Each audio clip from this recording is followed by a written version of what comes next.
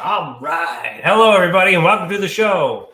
We are broadcasting live on the United Public Radio Network, the UFO Paranormal Radio Network, 105.3 FM on the Gulf Coast, 107.7 FM in New Orleans, and we are broadcasting live on social media. Can't speak today.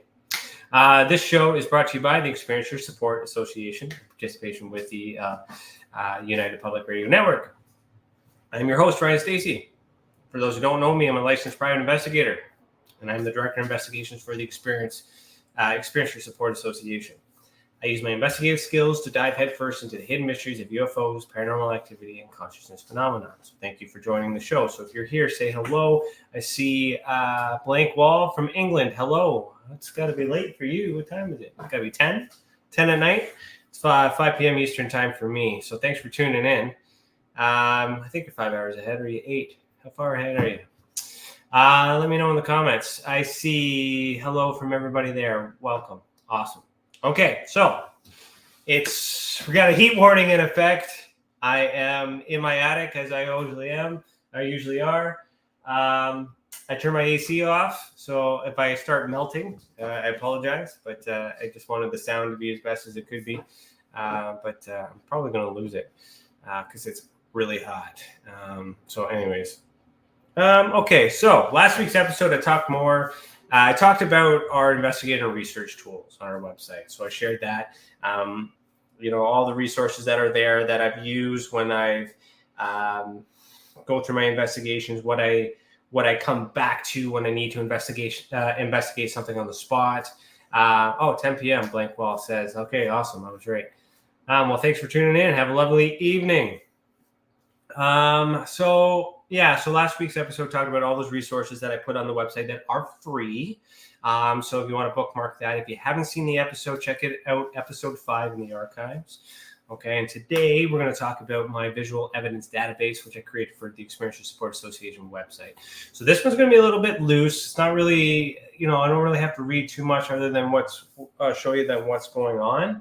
I'm in the middle of changing some of the nodes that are on the database right now because I've kind of changed the way that I want to do my research. Everything that's on this database has been reviewed by me, and the stuff that has been inputted is only relevant to the cases that we've added to the website. So I don't necessarily want to have everything unless I've had my hands on everything, right? You know what I'm saying? So this is more a resource tool for everybody, but at the same time, it's me showing my own work, if you will. All right, so we're going to be talking about a little bit of everything. So we're into the ultra spectrum. And we'll be right back.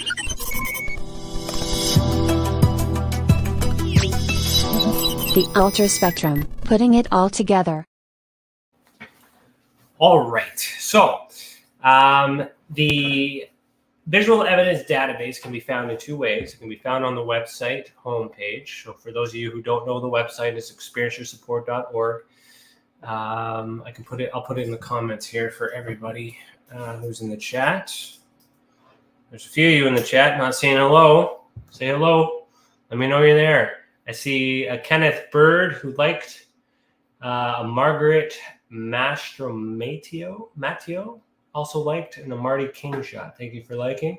Everyone else, let me know you're there.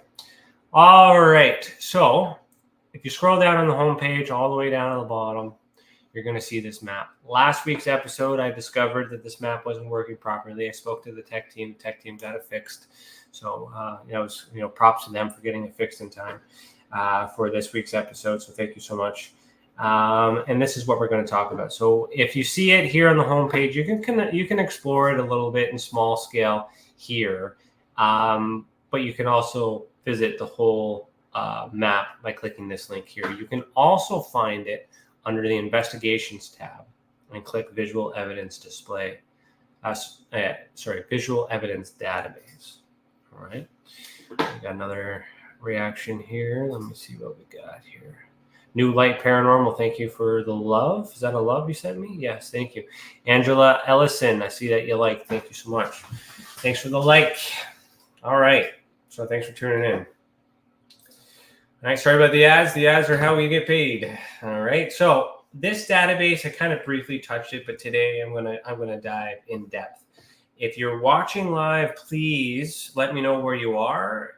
We can take a look and see what I have. If I don't have anything inputted in that area, it's probably because nobody in that geographical area has submitted any reports yet. So if you would like your area to be on the map, so to speak, you got to make a report.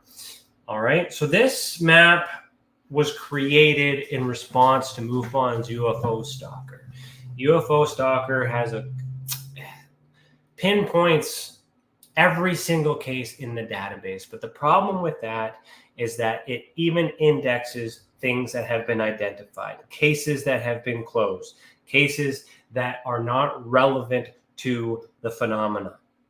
The problem I have with that is because it doesn't indicate that they've been solved. So the point of this database is to have things that remain unknown. Okay. I also wanted to, as an investigator, I like Google Earth. I use Google Earth a lot to put pins and stuff to triangulate, but I wanted to have something that I could visually display patterns. So during the research that I've done so far, I've decided to track, again, using the ultra spectrum classification system. So for those of you who don't know what that is, you got to check out one of the previous episodes where I talk about the ultra spectrum classification system, which is a system I have created. So we have aerial activity, bases and stations, because when I do declassified documents, bases and stations come up, and that's important. When I have a UFO sighting, I want to track these that are known. I'm not going to spend any time listing every single UFO base, or every single military base. I'm only going to list the ones that pop up during the investigations, because then when I do my compare and contrast, I'm working within the information I've already collected. if I put all the stuff in the map, if I need to see anything else, I can use Google Maps for that. Okay. Beings observed, declassified event. When I update this plugin, I'm probably going to remove a lot of the declassified events because most of the declassified events are documents talking about research and not actual events. So I'm gonna minimize how many reports are on here. Okay. Government buildings, that's important. If they are mentioned in documents or in reports, I put those in. Mines have come up a few times. So observatories, pyramids, residual evidence, schools, and visitation. So I'm in the works of adding a few other things to this map, such as star forts, ley lines. I got pyramids in here. Obelisks is something I wanted to add to this. But I haven't really come across anything specific that was that had to do with my work. So the way this map works is right now it shows everything that I have inputted. It's not a lot because less is more, but I'm going to be adding a lot more in the next few weeks. Where we go here.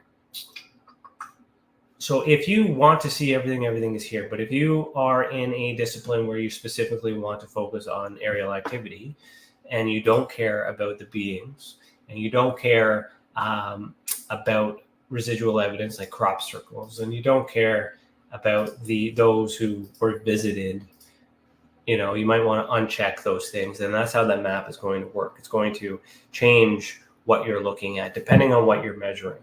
All right. So this is a tool and aid for you to use continuously as you work. And if you have if you're using this, then you check out that episode when I talked about the reporting system and submit your report because then we'll add it to the database. If you're doing this work, this is a place for us to house your work. It's called the Experiencer Support Association. It's an association. I'm the guy doing a lot of the work right now in terms of investigations, but I could if you got cases out there, you got things out there that deserve to be on this map, let us know.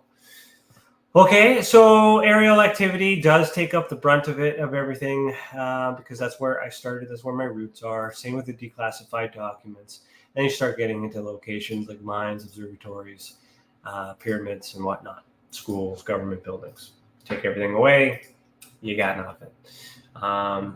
So if I were to just look at aerial activity without all the other stuff, if that button would work, there we go. We're going to see all the UFOs. Let's take a look at beings observed. So we do have some beings observed. Okay. And we do have residual evidence. Otherwise, the category wouldn't be there. So there's 2 things left behind. Okay. And then everything else like mines, observatories, schools, government buildings, those are just proximity to let me know what's nearby. It came up, I'm adding it to the map. It's important to know because I'd like to know. So when you're using this map, you just basically figure out what it is you want to track. You have the options here for labels and not labels. So your map, you can change your map, color, okay, terrain, all right, standard. You can also go, I like using it at the satellite, and you can add labels. So this is going to help you understand where everything is. So all that stuff is here, the top right-hand corner. For those listening to radio, you got to head over to the website to see this. You can also toggle a full view, right? And then you can see everything here on your screen that way. I like to work usually without the labels, but sometimes I'll add the labels on, okay? So the way you use this map, you simply just zoom in, okay? So if I were to go and focus on aerial activity, so let's start with that and see where this takes us.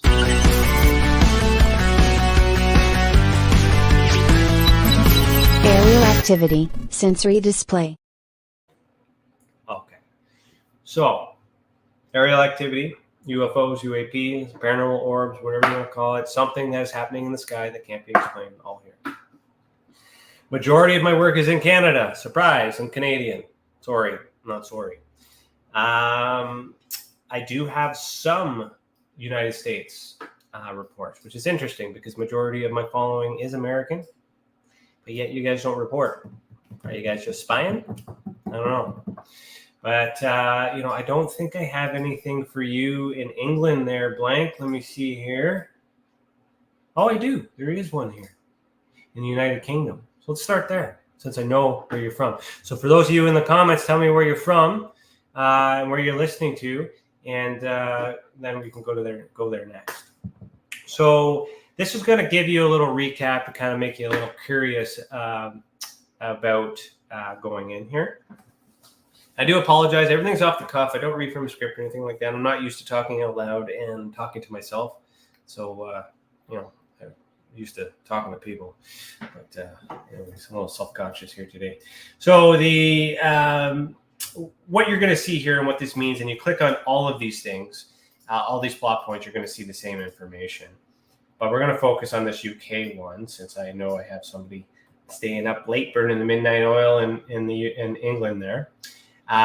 We have the classification system code here. So this is going to be UPR 2019-0017. So what that means is the Ultra Spectrum Paranormal Report 2019. So that's the year.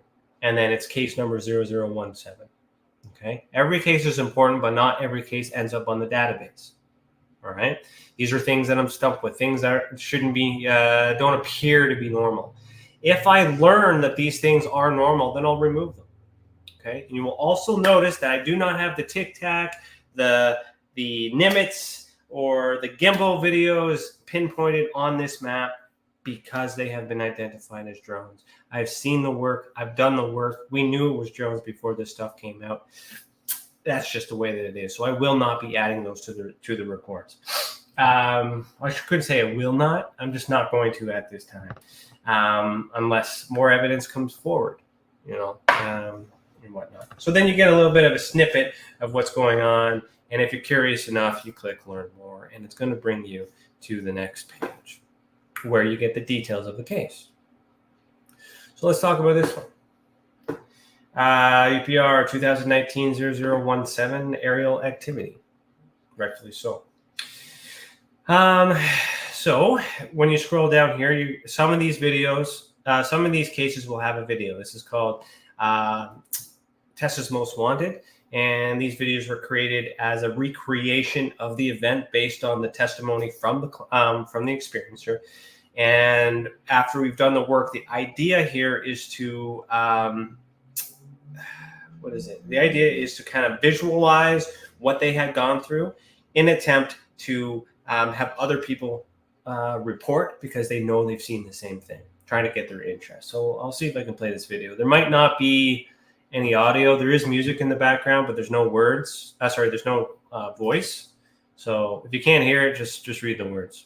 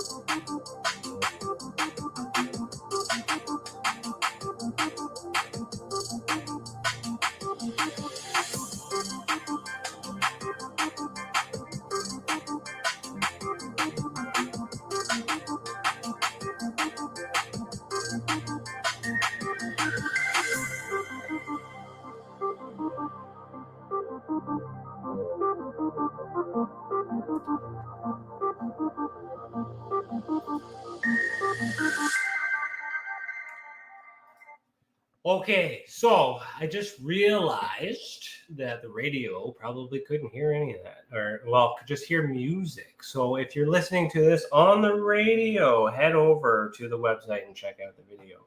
I am not sure if I can narrate over top the video. So let me just play this, and those of you guys listening, let me see if you can hear me talk over this.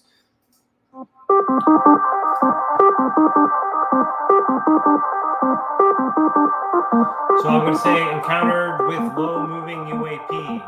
So I'll just type what I said. Encounter with low moving UAP. Low moving UAP. All right, there's a test. So put that in the comments. Let me know if you heard it. If you didn't hear it if you didn't hear it, then I won't talk over it. But for radio, I'm going to have to figure out a way for you guys to tune in. It is a video. It's got a drawing. It recreates the event.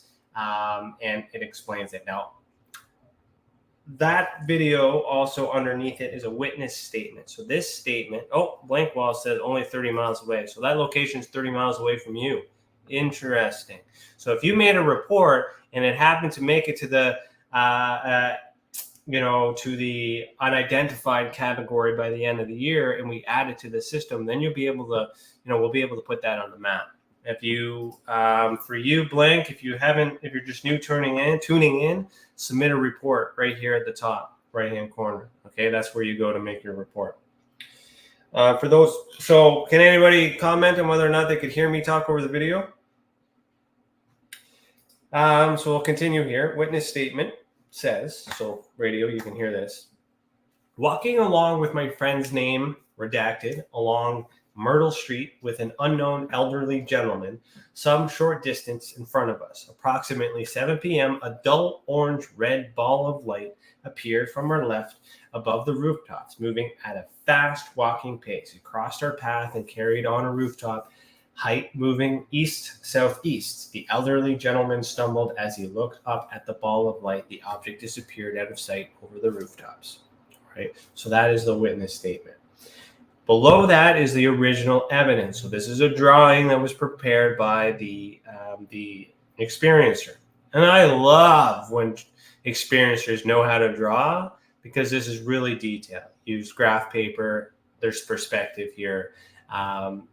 And this really lends to the credibility of this person recalling this event. This particular event took place in 1967.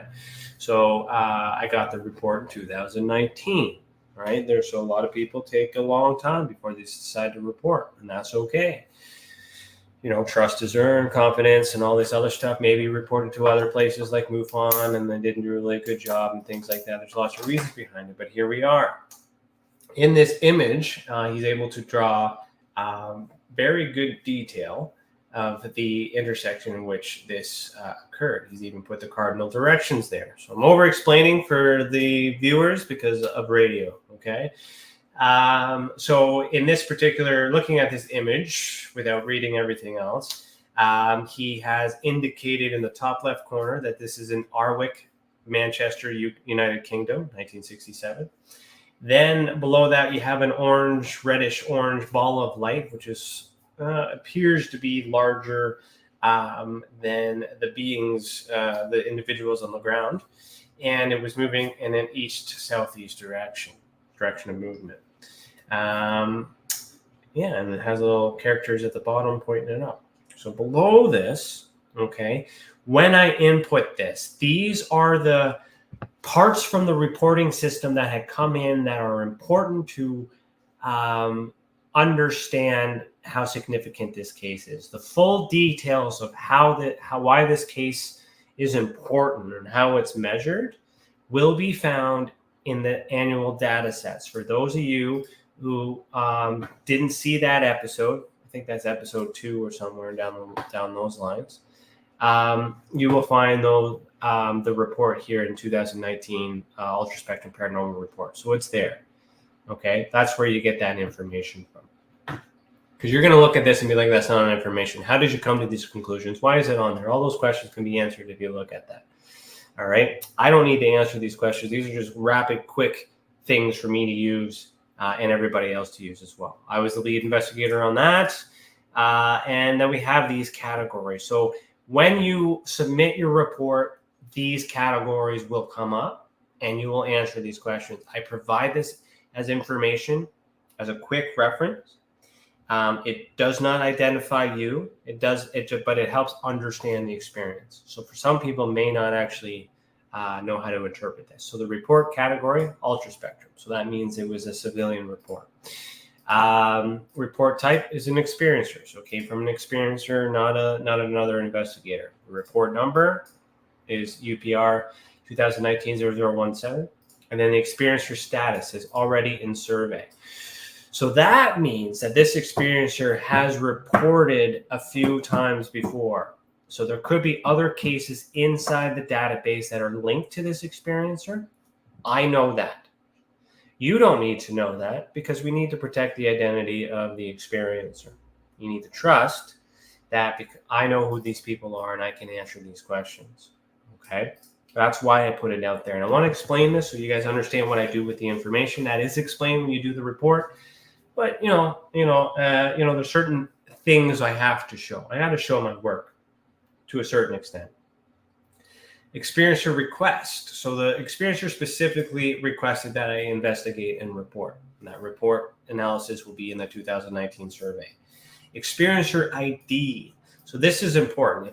If I genuinely believe that this person has encountered something, don't know what it is, can't figure it out, don't have to put a label on it, we're going to assign an ID number. Why? Because this experiencer may report again in the future. And then we need to compare how many of these cases because some of the cases we've solved, some of the cases haven't been solved. But the experiencer is the constant. So we give them an ID number, and we try to understand the growth of this experiencer. What have we taught them? What have they learned?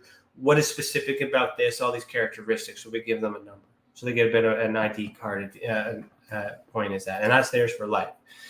Okay. Sex is important. Male. Okay. In this particular one, blood type is unknown. So this person chose to not provide their blood type. And that's okay. It's a choice. We ask that question. It's good to know. But if they say they didn't provide it, but it says unknown, and that's more than likely. And I'm going back to 2019. So what is that? 5 years ago. If it's unknown, then maybe they just don't know what their blood type is. If the case was significant and they needed to know the blood type, I would work with the experiencer to answer that question. Eye color, not applicable, or not available, wasn't answered. Age at event is 10. The age of the event is important, not the age of the person as they are. So 10 years old, they witnessed this, 1967. So that puts their birth date at 57. Fast forward to 2019, how old are they? And now they're reporting it. There's some length of time here. I'm not interested. I want to know how old you are, because when I know how old you are when you have this experience, it gives me these variables of what you're learning, what grade you're in, what your atmosphere is, and things like that. It helps me understand, and that's important. Number of witnesses is listed as 3. And if we go back up to the image, we see that. We got the old man over there in the corner by the lamppost. And then we have the original witness and his friend in the item here, intersecting, pointing up. And we're unsure if the old man did see it, but it's possible. And then the feeling, positive. So this is good because not everybody who has an unexplained experience has a negative attachment to it. There's that stigma, and this is very fascinating, very interesting, because if it's positive, that tells me that there's no trauma, there may not be trauma attached to it. If I got other cases in the way, you may not be in a hurry to get an answer. So this kind of is a triage question, but it's also good to know that you had a positive experience. And if it's positive, perhaps that means it's a known thing. It wasn't a threat. Who knows? That's speculation, but I'm just, who knows? Okay. Injuries, no injuries. That's a good thing. That's a positive. Event date was 1967, 09/20. So September 20th, 1967. But then they reported 2019 on March 24th. All right, a lot of time in between. So that means information could have been forgotten, the location could have been changed, all these other things, blah, blah, blah. And we test that when we challenge the experiencer, just to make sure that it's the best of the recollection, what they can remember, and then go from there. Time of the event, 7:10 p.m. Time zone or event is Europe and London, so that's important. Okay, so when you do investigations and you get the time, you must know the time zone, because he's in the UK. It's not the same time as we discussed with Blank Wall there, who's in the comments. It's 10 p.m. Well, I guess it's 10:30 right now in England, right? So 7:10, so 3 hours back from 10 p.m. Would be 3 hours back, would be 2 o'clock in the afternoon Eastern Standard Time, right? So a lot of people, when you work internationally, this is important, okay, for you to change the time zone and work in that, especially when you're using astronomical software to try and look at what may be in the sky at the time. Because if you're sitting here in Eastern time zone and you're looking at 7 p.m. Eastern time, you're looking at the sky at the wrong time, okay? Duration, minute. So it was 1 minute. So that's how long they saw the object. So it was quick. It wasn't too long. A minute to cross the sky. Who knows? It gives me an idea, right? Time of day. Well, it was nighttime-ish, technically, because it was after a certain time, 6 p.m. So it's considered nighttime. Event type, isolated. So what that means is this was a one-time event. This experiencer haven't had any events like this prior to that and hasn't had any events after that. So this is just a one-off event. If it was reoccurring, then maybe there's some repeated activity that we can look at. Hello, Lisa. Good to see you. Thanks for being here. Thanks for chiming in. Hello. Get any more Sandor Faher or Faher? I'm assuming that's French. My French sucks. Sorry. Welcome. Thanks for liking and share. Please share. Okay. Number of objects was 1. Okay, so we're looking for 1 object, isolated event, 3 witnesses. That kind of gets you an understanding of how that's done. Has this person previously reported? The answer was no. So it's a new experiencer, hasn't reported to anybody. That's what that tells me. This is their first time experiencer. And that's an indication to me that we need to pay a little bit more attention to it because they haven't done this before. Sometimes we get veteran reporters and all these other things, and they just want to add it to the research or do whatever you need to do.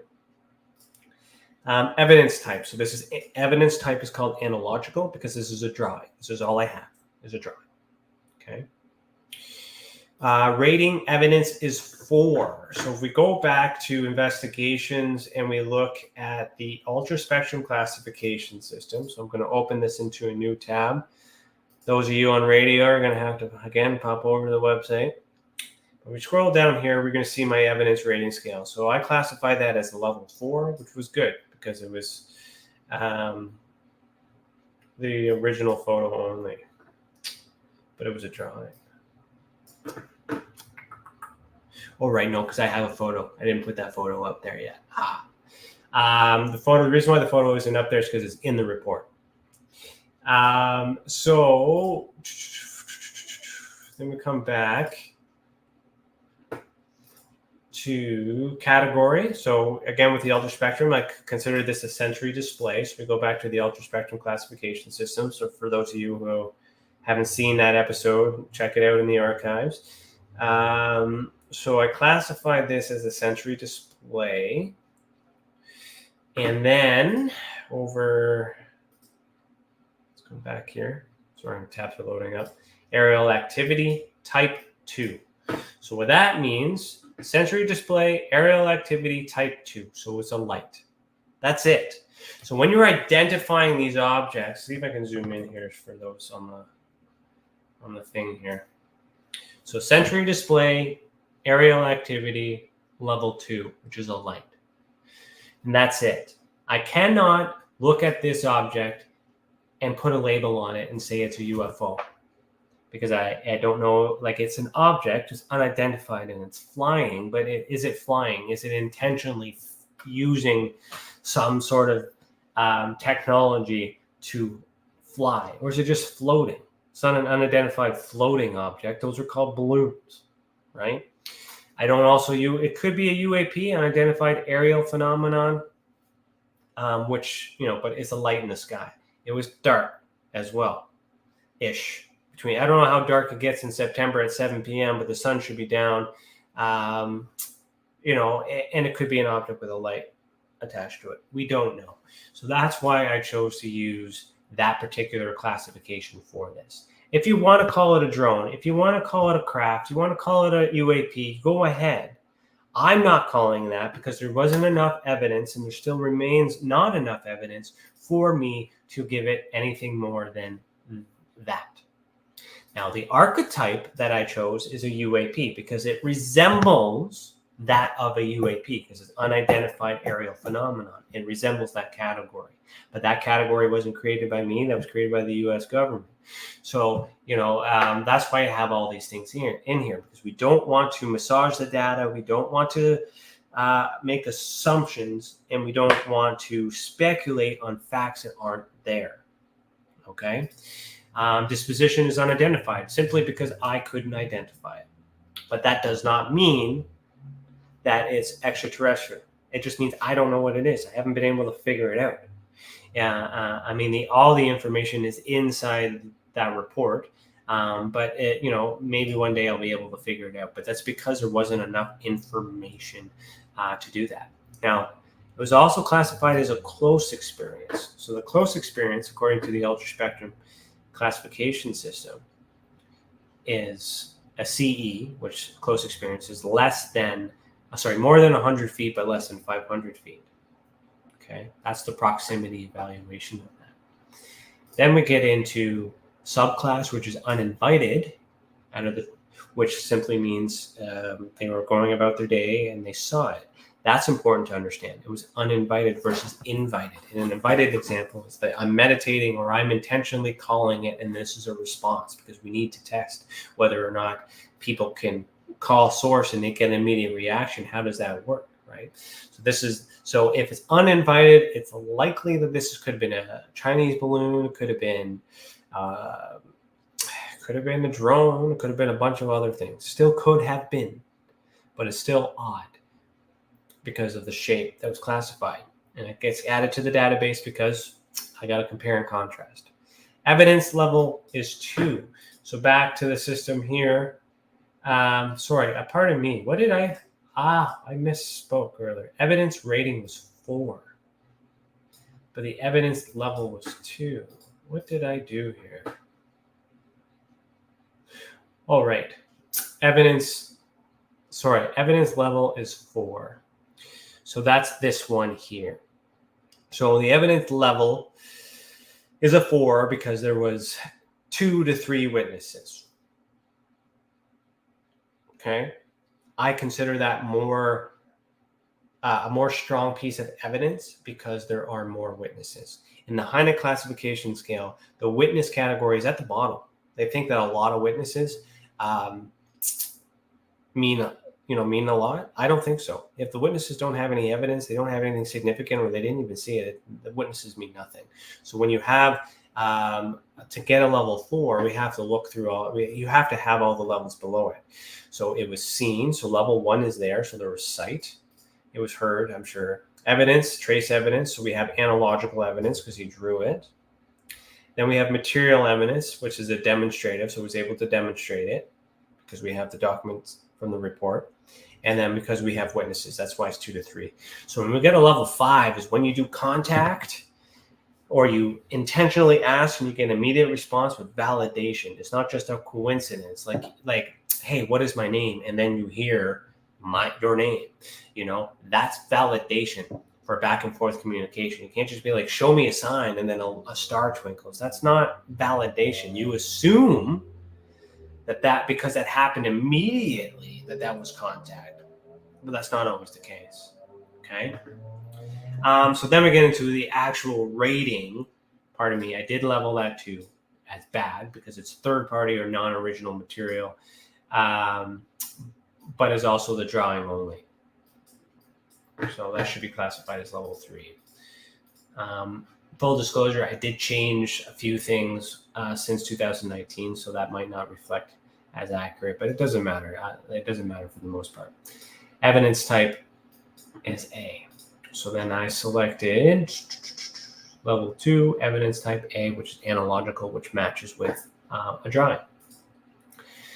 Okay, so then, and then here you have your categories: aerial activity, light sensory display, ultraspectrum paranormal report, EID 004, all these tags. So if you're in the United Kingdom, you want to click on the United Kingdom tab or category. Click on this, come on. Then you'll see. So right now, this guy is holding a placeholder for the United Kingdom. So blank, if you make a report, you put yourself on the map, give some more credibility to the Commonwealth. All right. If you want, EID 004, if you want to track an experiencer, now this experiencer has a few other cases. This is another one that it's done because this by the same experiencer. Then I can start to measure the patterns with that experiencer ID number.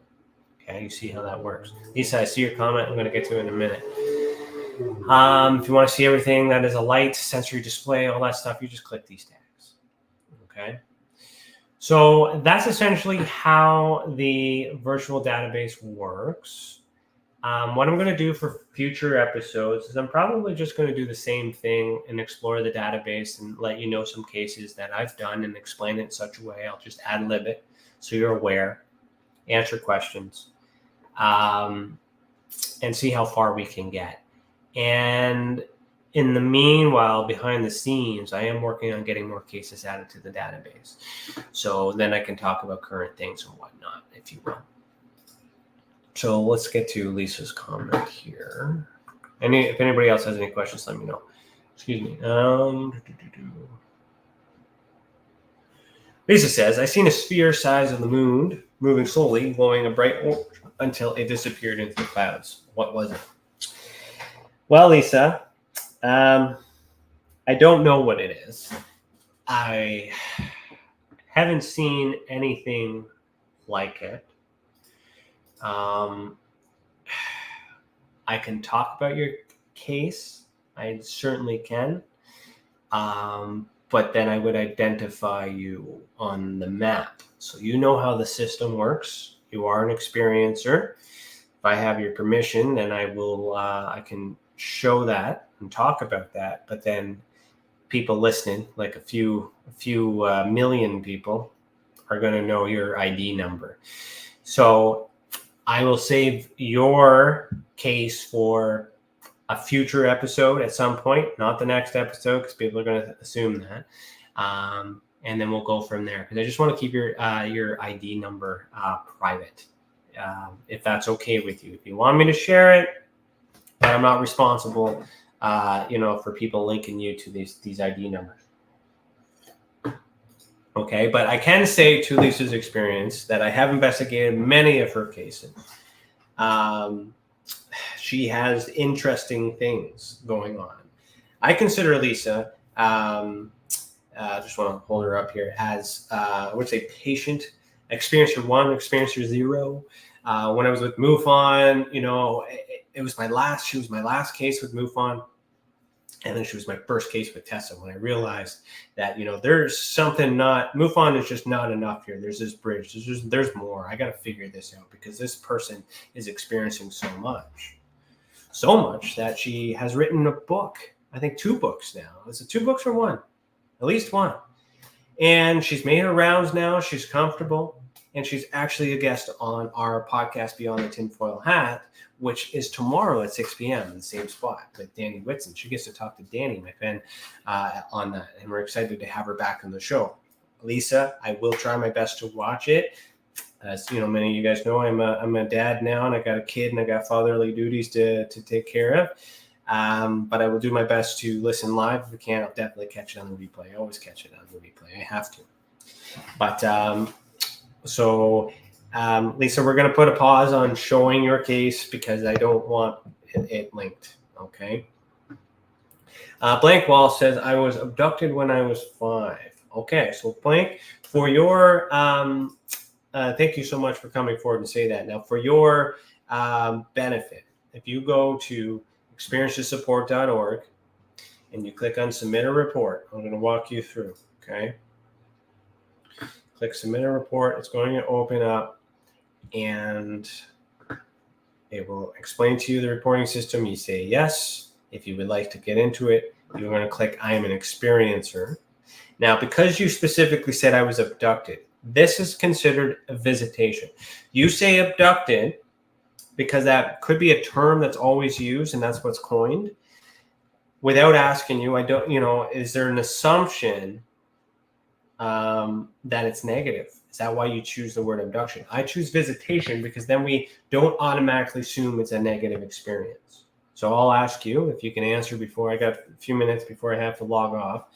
Was that a positive or negative experience for you? So then you click I'm an experiencer and want to make a report. How many reports you're going to make? Well, depending on if it's an abduction, if you saw a UFO with this abduction, then you need to make more than one report. Okay, so you need to make a report for the crafts that you've seen and a report for the beings that you've seen. Okay, and then as well as a report for the visitation.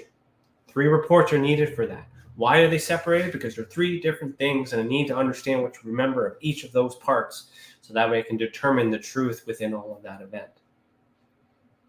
You get in a car accident, you got to look at the vehicle, measure the vehicle. Different. Then you got to look at the road and understand the road. Then you got to look at the other person and understand them and their perspective.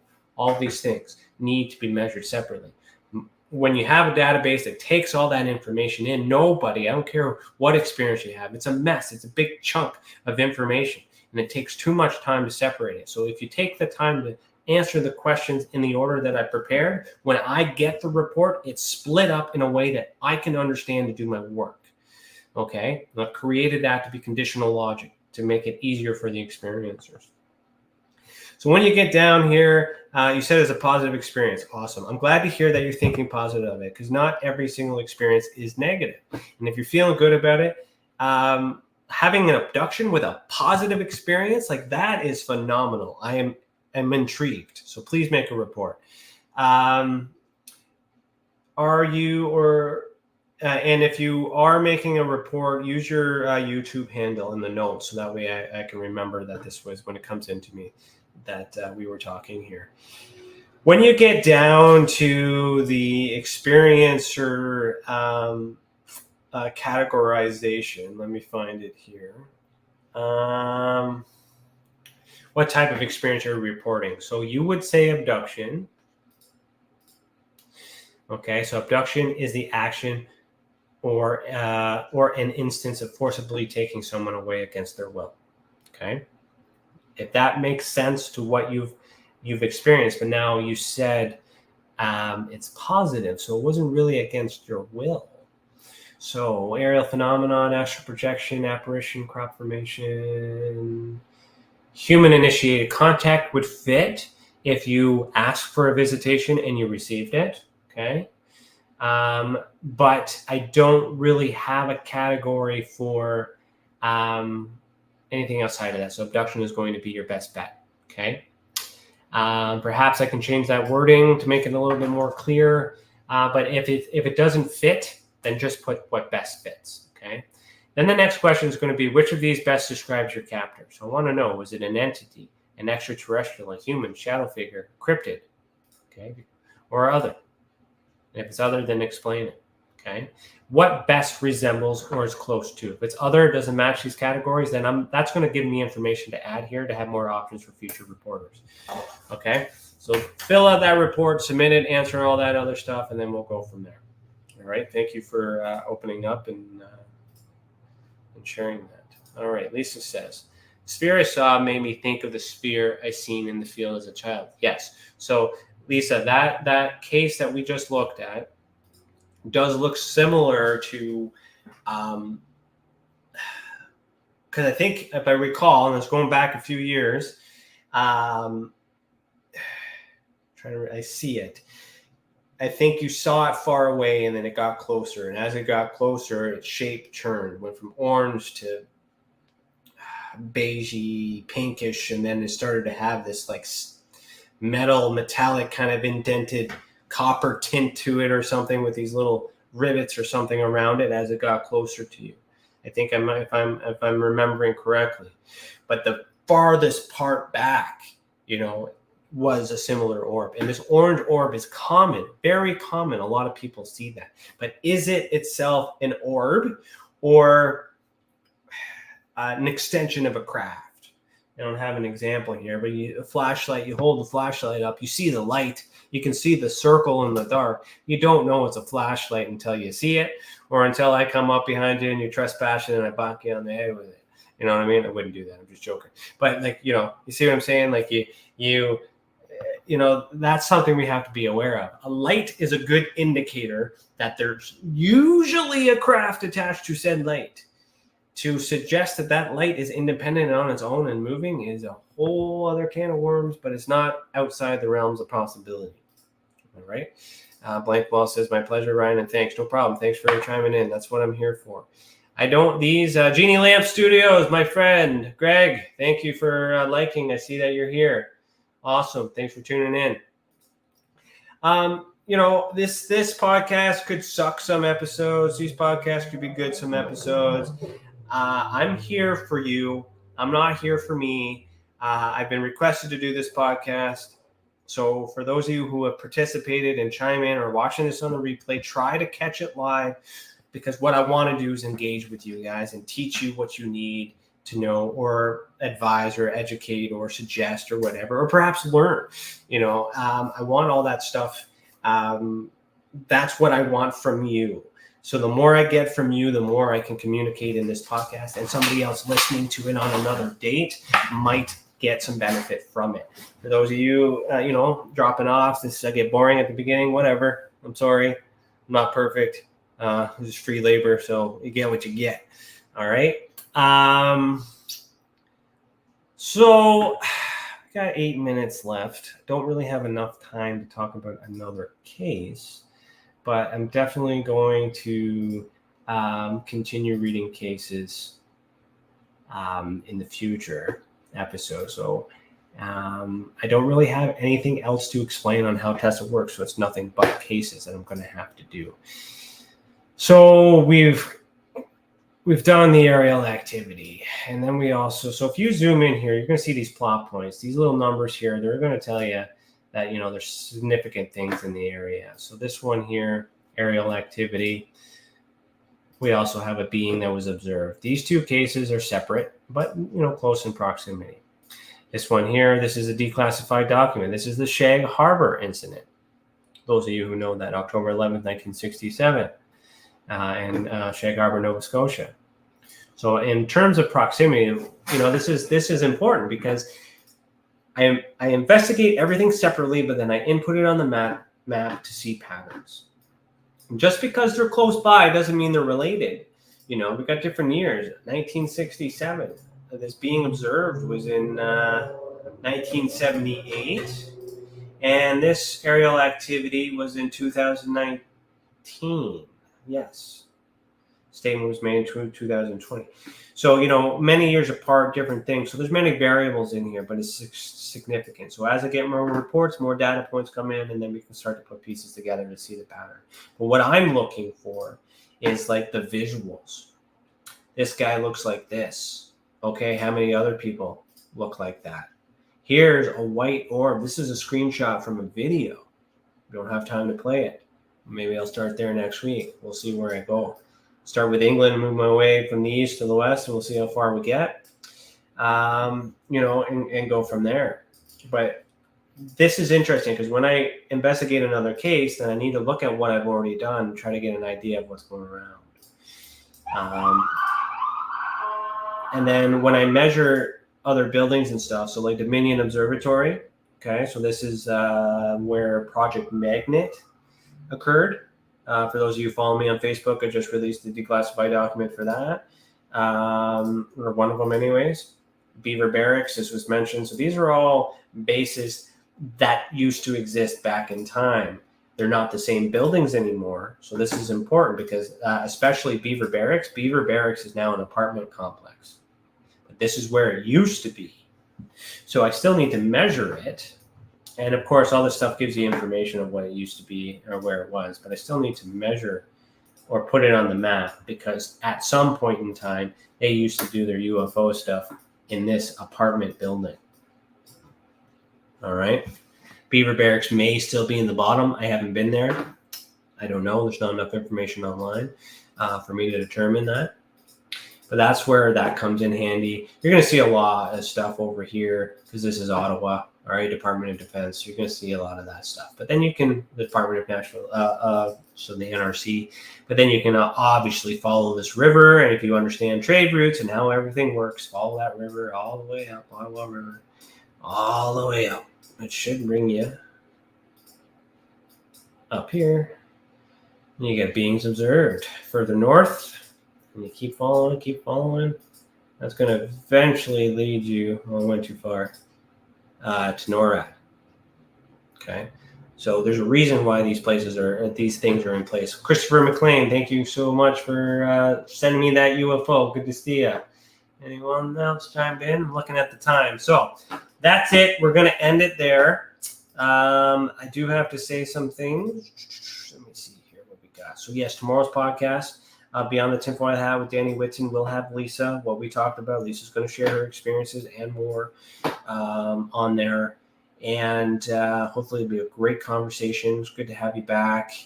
Let me see what else we're doing here. I'm still looking for writers. If you guys want to write for TESA, actually, let me show you quickly. Hold my screen here. On the TESA website, just for updates.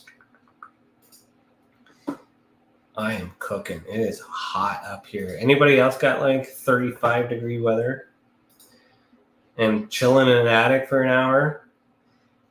Just published this afternoon is Alex Mistretta's first public article. He usually writes privately. The Last Hominin, Exploring Cryptid Mysteries in Africa. It's a great read. You want to check that out. And him explaining how he got into cryptozoology is more of a discovery and all that other stuff. So that's there. Canada's involvement in Arrow's historical report. So I wrote this article just kind of highlighting the stuff that was in Arrow's report. So that was last week. I don't think I talked, or 2 weeks ago. And then this Project Magnet, chronologically of UFO sightings and investigations. So that document I had released the other day as well, so the 14th, so 3 days ago. And if you click on that, you're going to see the declassified document when it pops up here. You're going to see it transcribed, so that way it's searchable on our database. And then you're going to see, of course, all the tags at the bottom, so that way we can still match it. If you guys are looking to volunteer your time, I got thousands and thousands of documents that need to be declassified. If you're an investigator and a researcher and want to help with investigations, send an email, admin@experiencyoursupport.org. All right. That's basically it, kids, because I have to go. So one more thing before we go, though. As I mentioned earlier, if you've had a mysterious encounter with the paranormal, UFOs, extraterrestrial, hit the wrong button, or any paracryptids phenomenon, head over to experiencyoursupport.org, purple button on the top right corner, and submit your experience. The more reports we get, the more we'll understand this phenomenon and how it affects our people. Let the others who have already reported be the example that we are making a difference, and if it wasn't for these reports, we would not be able to do what we do, and for that, I thank you. Thank you for tuning in to this episode for the Skeptical Sleuth. We're broadcasting live on the United Public Radio Network, the UFO Paranormal Radio Network, 105.3 FM on the Gulf Coast and 107.7 FM in New Orleans. We're also broadcasting live on social media, and the show was brought to you by the Experience Your Support Association. Remember, tune in to tomorrow's podcast. All right, let me see anybody here in the comments. Lisa says, feels like 30 in Windsor. Yeah, it's 19 here. Well, 19 are awesome. You're a little further north, though. I don't know. Can you see into the, I don't know. No, I'm not going to get into that. We'll save that for next episode. So, all right, guys, remember, one truth is enough. One lie is to investigate all truths. Thanks for watching. Keep your eyes in the sky. And as always, be the world. Peace. See you next week. If you want to really, really find out about Ryan, ask him about all his work and UFOs in Ontario. Ryan is one of Canada's leading new UFO investigators. He conducts and oversees UFO investigations on a constant basis. He's compiled a tremendous amount of data regarding UFOs in Canada. I have used his research extensively. He's much more than a one-dimensional character. He's an authority on UFOs and investigating them, Meg. Wow! Really goes over how UFO investigations are done and what are some of the mistakes that people make when they submit evidence. For starters, don't edit your videos or photos before you send them. He would come out with an annual report on not only the number of sightings, but how many were unexplained, unknown, or just, nothing could be said. What caused it? If you it? want to hear more follow-up conversation between Ryan and myself, you can go to richardolanmembers.com, where we have a candid conversation on ufology, the paranormal, and more. And remember, while we learn and grow and search for the truth, let's be good to each other.